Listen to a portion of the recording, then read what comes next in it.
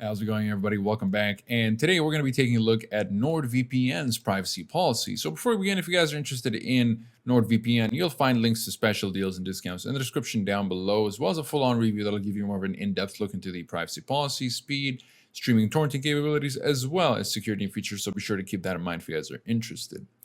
Now, the privacy policy of NordVPN is quite a bit transparent about their data collection. They never track the IP addresses that you use, the websites you visit, and files you download, or the time or duration of your online sessions, and they have a strict no logs policy, and there's really no evidence to suggest otherwise. However, it is important to note that Nord stated that one of their data centers in Finland, which they were renting their servers from, was accessed with no authorization. The attacker gained access to the server, which had been active for about a month, by exploiting an insecure remote management system left by the data center provider. NordVPN said that the breach was an attack on the server and not NordVPN's service. Nord did terminate their contract with the server provider that same day, though Nord did state that the server itself did not contain any user activity logs and that none of their applications send user-created credentials for authentication, so usernames and passwords could not have been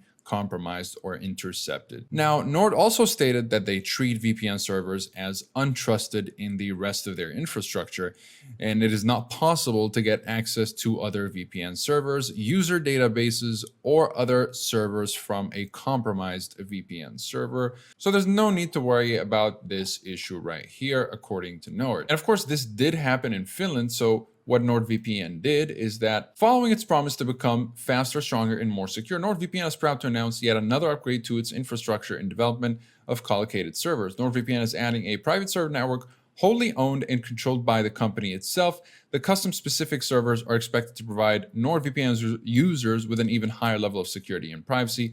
And by the way, they are based in Finland, and they're starting out this initiative in Finland.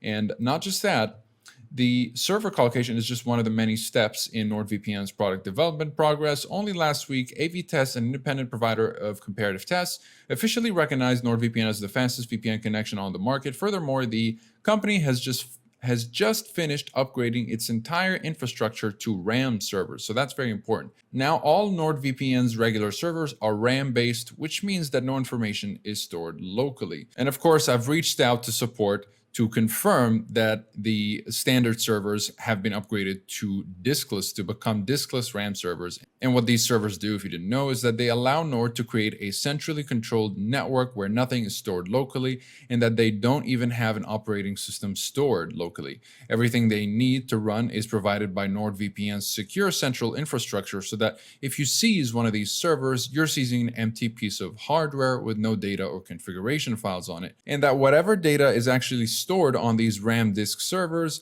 they will be deleted with every machine reboot. That's how diskless RAM servers work. Now, Nord did get a lot of flack for that incident, but to be fair, nothing of that sort happened again, and considering there was nothing logged on the breached server, it meant that they truly don't log any identifiable information on these servers.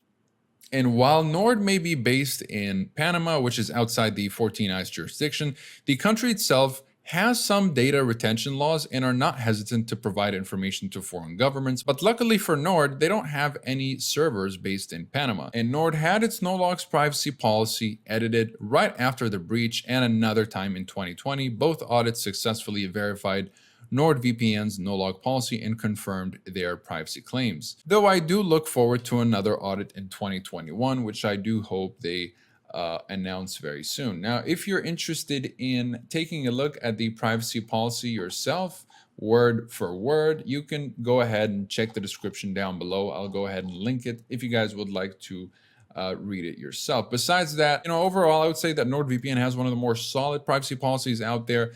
Perhaps not as solid as ExpressVPN, but definitely one of the top privacy policies you can find out there. Very transparent, quite a couple of independent audits to kind of prove their claims. And yeah, that's really good enough for most people to kind of get a little bit of evidence that they do uphold their no logs policy and honor their users' privacy. So considering their history, I think NordVPN is quite a bit solid. perhaps I would give them, not less than an A minus at worst because of the incident right here, but they did kind of make up for it. So, I would say they can reach up to an A. So I would say between an A minus and an A would be good enough for NordVPN's privacy policy, which is really good. So that would be it for this video. Again, if you guys are interested in NordVPN, you'll find links to special deals and discounts in the description down below, as well as a full-on review if you'd like to know the ins and outs of the VPN. Besides that, thank you guys very much for watching. I'll see you guys in the next one. Have a wonderful day.